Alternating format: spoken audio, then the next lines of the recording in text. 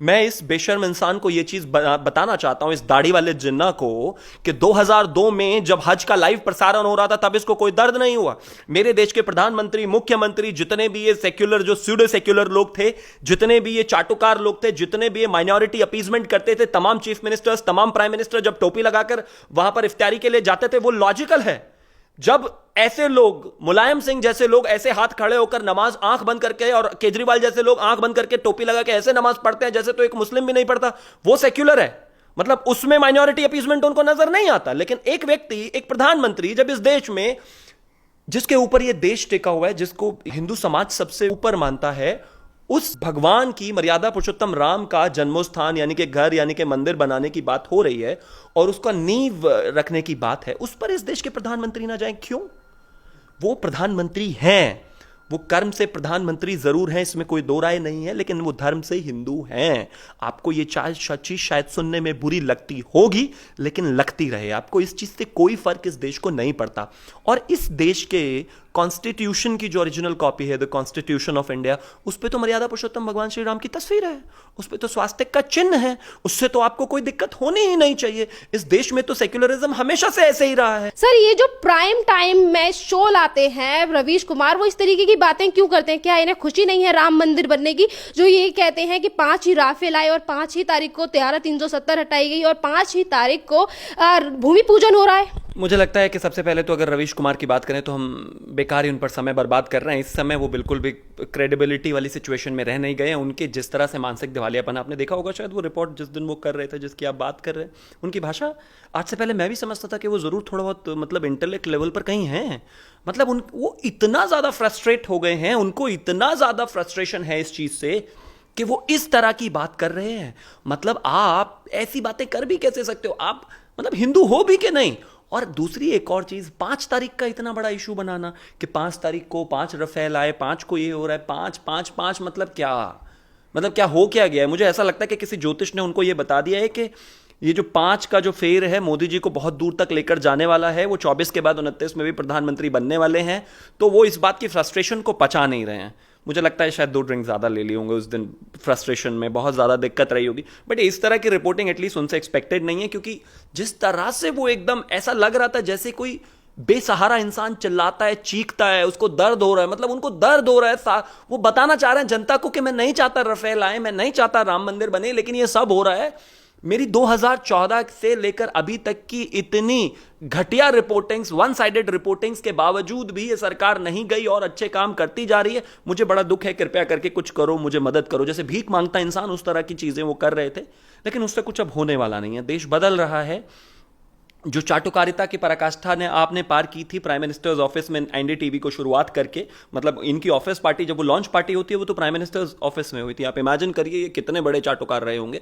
दर्द होना स्वाभाविक है, और वो दर्द जैसे जैसे ये हिंदुस्तान एक नई उपलब्धि करते जा रहा है, उपलब्धियां बनाते जा रहा है, वैसे वैसे दर्द वो और बढ़ता जा रहा है। लेकिन उनके लिए अभी मेरे पास 2029 2035 तक कोई सिंपैथी है नहीं। उनको ऐसे ही बर्दाश्त करना पड़ेगा ये दर्द, क्योंकि ये देश पॉजिटिविटी की तरफ चल चुका है, मर्यादा पुरुषोत्तम भगवान श्री राम की राह पर चल चुका है, विकास की राह पर चल चुका है। अब उनका मौका नहीं आने वाला। जहां तक बात आपने कही ओवैसी जी की, इसमें अगर मैं ओवैसी जी की बात करूं तो इस्लाम को ये वो जानते तो बहुत अच्छी तरह से हैं, इसमें तो कोई दो राय नहीं है। मुझे नहीं लगता कि उनको इस्लाम के बारे में नहीं पता, लेकिन वो जानबूझकर इस देश की जनता को झूठ बोल रहे हैं, कुछ भी ऐसा कह रहे हैं जो अपने आप में गलत है। जैसे कि इस्लाम जो है अमले रसूल है, अमले बादशाह नहीं। इसका मतलब होता है कि अमले रसूल मतलब इस्लाम में जितनी भी मस्जिदें होती हैं वो खुदा के नाम पे होती हैं, अल्लाह के नाम पे होती हैं, अमले बादशाह नहीं होती। अमले बादशाह मतलब बाबरी मस्जिद। आपने कहीं सुना है हिंदुस्तान में राजपूताना चौहान मंदिर, जाट मंदिर, ब्राह्मण मंदिर, पंडित मंदिर, या फिर इसे छोड़ दीजिए, ये शायद आपको अलग लगेगा, पृथ्वीराज चौहान मंदिर सुना है आपने कहीं? या फिर इस तरह से नहीं ना। इसी तरह से इस्लाम भी अमले रसूल है, अमले बादशाह नहीं। उनके यहां पर बाबरी मस्जिद हो ही नहीं सकती, वो अपने आप में ही उनके धर्म को कॉन्ट्रडिक्ट करती है। इसका मतलब है वहां पर मस्जिदें होती हैं उनके नबी के नाम पर, उनके उसके नाम पर। ये क्या बाबरी मस्जिद, बाबरी मस्जिद। और मैं एक और चीज बताता हूं, मुझे इस शब्द से बहुत ज्यादा परेशानी है, मुझे इस शब्द से बहुत ज्यादा दिक्कत है, मुझे इस शब्द से बहुत ज्यादा दुख है। मुझे लगता है कि किसी को इसको सुप्रीम कोर्ट में लेकर जाना चाहिए। ये मंदिर मेरे मर्यादा पुरुषोत्तम भगवान श्री राम की जन्मभूमि है। आप इसे एक ऐसे लुटेरे, एक ऐसे हत्यारे, एक ऐसे गुंडे डकैत के नाम पर बार बार कह के इसका अपमान ना करें। बाबरी मस्जिद, बाबरी मस्जिद, बाबरी मस्जिद, कौन है बाबर? मतलब एक लुटेरे का, एक मर्यादा पुरुषोत्तम भगवान श्री राम की जन्मभूमि से अगर आप बराबरी कर रहे हैं, ये मेरे हिंदू सेंटिमेंट्स को भी हर्ट करता है। मैं मानता हूं जब तक सुप्रीम कोर्ट का वर्डिक्ट नहीं आया था तो आप विवादास्पद ढांचा था उसका, उसको आप कुछ भी कहते थे। जिसको आप मस्जिद कहते हो उसको मैं विवादास्पद ढांचा कहता हूं। मस्जिद तो थी ही नहीं वो कभी। आप मुझे एक चीज बताइए, आप बार बार तब कहते थे ठीक है, लेकिन अब इसको मर्यादा पुरुषोत्तम भगवान श्री राम का मंदिर के लिए जमीन को सुप्रीम कोर्ट ने क्लियर कर दिया है। कृपया करके अपनी जबान को लगाम दें ओवैसी, और ये बार बार बाबरी मस्जिद कहना बंद करें, क्योंकि एक लुटेरा, एक बलात्कारी, एक हत्यारा, एक डकैत, एक भगौड़ा मर्यादा पुरुषोत्तम भगवान श्री राम की बराबरी नहीं कर सकता, उनके मंदिर की बराबरी नहीं कर सकता। तो कृपया करके उसको बार बार बाबरी मस्जिद के नाम से ना पुकारा जाए। ये बैन होना चाहिए। मुझे लगता है इसको तो सुप्रीम कोर्ट भी लेकर जाना चाहिए, क्योंकि ये गलत है। दूसरा, आप जो बार बार इस तरह की बातें करते हैं, ये अपने आप में बहुत ही गलत और गुनाह है। आपने अभी देखा होगा टर्की में किस तरह से ये आपका नादिया सोफिया, जो एक पहले म्यूजियम हुआ करता था, उसको कन्वर्ट करके आपने मस्जिद बना दिया। आप वहां तो ऐसा कर रहे हैं, और यहां हमारे हिंदुस्तान में जो हजारों साल से मंदिर चला आ रहा था, उसके बाद आपने इस पर कब्जा करके मस्जिद बनाने की कोशिश की, फिर से उस पर कानूनी तरीके से मंदिर बन रहा है, तो आपको दर्द हुआ।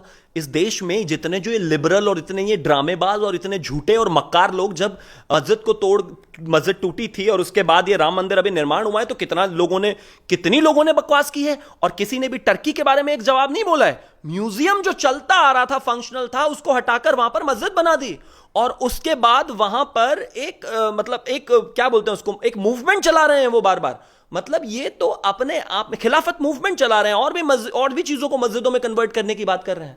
आप जहां पर बहुसंख्यक हैं, वहां आपको सब कुछ चीजों का इस्लामीकरण चाहिए, और जहां एक सेक्युलर देश है, जहां पर हिंदू मुस्लिम सब एक साथ रहते हैं, जहां पर सारी चीजें हैं, वहां आपको इस तरह की चीजें चाहिए। अपने आप में बर्दाश्त नहीं है। और दूसरा, जैसा कि मैं इस बेशर्म इंसान को यह चीज बताना चाहता हूं, इस दाढ़ी वाले जिन्ना को, कि 2002 में जब हज का लाइव प्रसारण हो रहा था, तब इसको कोई दर्द नहीं हुआ।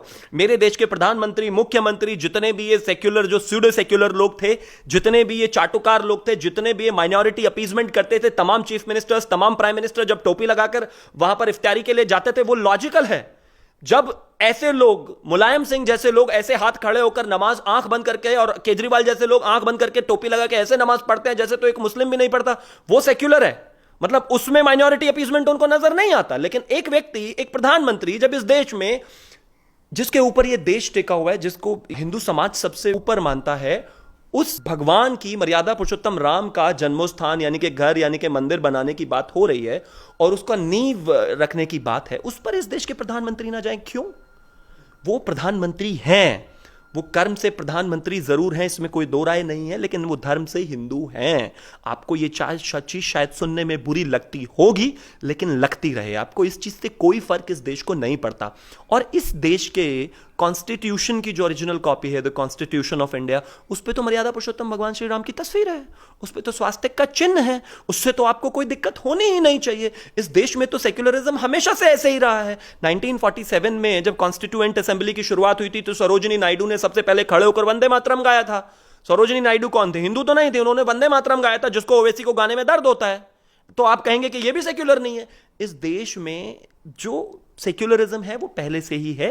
कोई, जब आपने इस देश में कॉन्स्टिट्यूशन ऑफ इंडिया में 1975 में अमेंड करके देश में इमरजेंसी लगाकर इस देश में के कॉन्स्टिट्यूशन में सेक्युलर शब्द जोड़ा और सोशलिस्ट जोड़ा, तब से ही सेक्युलरिज्म नहीं आया है। हजारों साल से इस देश में सेक्युलरिज्म चलता आया और चलता रहेगा। लेकिन आपकी जो ये तुच्छ मानसिक सोच है, इसका अब इस देश में कोई भी समर्थक नहीं है, एक बात। और आप जैसे लोगों का इस देश ने इलाज करना सीख लिया है। अगर आप इस देश की जनता को भड़काएंगे, इस देश में हिंदू मुस्लिम लड़ाएंगे, तो ये देश जवाब देगा। तो इसी बीच केजरीवाल ने भी बयान दिया था, जब तक राम मंदिर का फैसला नहीं आया था, तो यही केजरीवाल कहते थे कि जो विवादित जगह है उस पर स्कूल या कॉलेज बना देना चाहिए, और आज वही केजरीवाल ये कहते हैं कि भूमि पूजन में मुझे नहीं बुलाया। मुझे एक चीज़ बताइए, ये केजरीवाल बाकी जगहों पर क्यों नहीं कहते हैं कि स्कूल या कॉलेज बना देना चाहिए? स्कूल कॉलेज बनाने के लिए बहुत सारी जगहें हैं, बना दें स्कूल कॉलेज।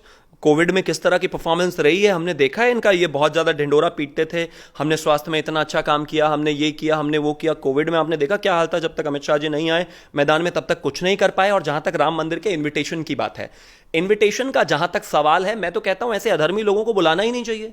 जो आदमी अपने जीते जी मर्यादा पुरुषोत्तम भगवान श्री राम के मंदिर के विरोध में रहा हो, आज वो कहता है कि मुझे भी आशीर्वाद चाहिए, मुझे भी आशीर्वाद चाहिए। मंदिर बन जाने दीजिए, चाहिएगा और ले लीजिएगा आशीर्वाद, भगवान सबके हैं। लेकिन आप जैसे अधर्मी लोग जिन्होंने अपने जीते जी, जैसे कि केजरीवाल स्कूल कॉलेज बनवा देना चाहिए तो टर्की में बनवा देता ना, और अगर बनवाना भी नहीं था तो कम से कम एक शब्द, एक बयान, एक स्टेटमेंट दे देते, बता देते इस देश की जनता को कि वहां पर जो हो रहा है गलत हो रहा है। जैसे कि हिंदुस्तान में अगर कुछ हल्का सा कुछ भी प्रॉब्लम हो जाए तो पूरी दुनिया बोलती है कि हिंदुस्तान में मुसलमान सेफ नहीं है। आज वहां पर जो हो रहा है कभी उस पर बोले केजरीवाल, टर्की में जो हुआ उस पर कभी बोले केजरीवाल, पाकिस्तान में जिस तरह से हिंदुओं के साथ हुआ कभी बोले केजरीवाल, नहीं बोलते। लेकिन माइनॉरिटी अपीजमेंट में इतने दबे हुए हैं कि नहीं बोलते।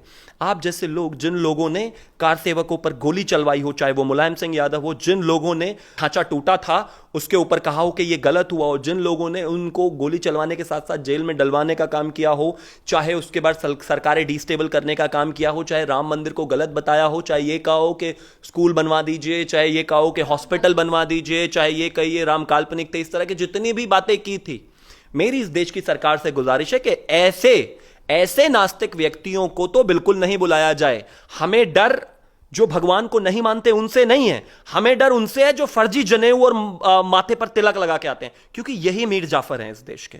जो लोग समय से अपने कपड़े बदल लें, उनसे ज्यादा खतरनाक इस हिंदू समाज के लिए कोई और हो ही नहीं सकता। क्योंकि वो ऐसे सपोले हैं, वो ऐसे आस्तीन के सांप हैं कि जब तक मंदिर बन नहीं रहा था तो मंदिर कब बनाएंगे, तारीख नहीं बताएंगे, ये वो। अब मंदिर भी बन रहा है, तारीख भी पता है, सब कुछ होने वाला है, तो अब ये सारे के सारे भगवा कपड़े पहन के माथे पर तिलक लगा के बोल रहे हैं कि हमें नहीं बुला रहे हैं। ऐसे व्यक्ति को बिल्कुल नहीं बुलाना चाहिए। बाकी राम का मंदिर सभी के लिए खुला हुआ है, सभी के भगवान है, आप जाइए, पूजा कीजिए, अर्चना कीजिए। आपने जो 100 साल 50 साल से गालियां दी हैं भगवान को, जो उनको काल्पनिक बताया है, जो कार सेवकों को गोली चलवाई है, अभी तो उसका हिसाब बाकी है।